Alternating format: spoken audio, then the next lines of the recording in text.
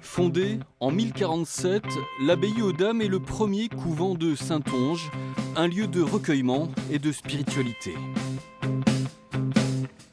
Mais surtout, un centre de pouvoir pour le comte d'Anjou et sa femme Agnès de Bourgogne. Ici, on pouvait même battre et changer la monnaie, le nerf de la guerre, déjà.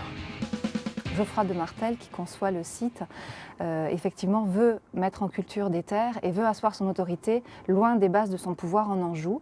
Donc il va fonder cette abbaye, richement dotée, des marais salants, des vignes, de grands domaines à exploiter. Et ce sont les filles nobles de la région qui vont devenir les moniales. Et l'idée, c'est aussi d'avoir la main mise sur ces familles nobles locales. De cet héritage religieux et de puissance demeurent de multiples trésors. En particulier, la façade romane du XIIe siècle de l'église Sainte-Marie, une église abbatiale caractéristique du style roman saintongais. Les thèmes de la rédemption et du jugement dernier sont évoqués sur sa façade occidentale et il faut prendre le temps en particulier de s'attarder sur les claveaux. Un très très beau programme, une très belle finesse et une très belle qualité de la sculpture. Alors quand on promène un petit peu son regard sur cette façade, quels sont les détails à ne pas louper? Le portail surtout. Dans la première voussure, la main de Dieu qui vous bénit quand vous entrez. Ensuite, le massacre des innocents probablement. Et puis surtout les vieillards de l'Apocalypse, musiciens qui font écho aujourd'hui à ce qu'est l'abbaye, un centre musical.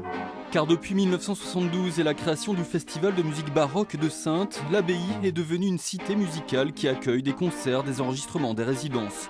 Une formation est même rattachée au lieu depuis une quinzaine d'années. Le jeune orchestre Atlantique permet ainsi de former de nombreux talents sur des instruments anciens. Sans la musique, le lieu serait sans doute autre aujourd'hui ou il ne serait plus du tout.